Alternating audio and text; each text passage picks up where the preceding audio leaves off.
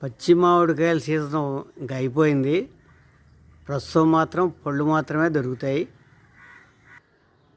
పునాస మామిడి కూడా అంతే, సీజన్ అయిపోయింది. మళ్ళీ మే నెలలో పూత పూస్తాయి. పునాస చెట్టు, పునాస మామిడి పూత మాత్రం చాలా ఎక్కువగానే పూస్తుంది. జూన్ నెల రాగానే, జూన్ నెలాఖరికి పెద్ద పెద్ద కాయలు తయారవుతాయి. ప్రతి సీజన్లోనూ అంతే. పునాస మామిడికాయ సంవత్సరానికి 3 సీజన్లోనూ కాపు కాస్తుంది. ఇప్పుడు చెట్టు అంతా పూత మొదలైంది.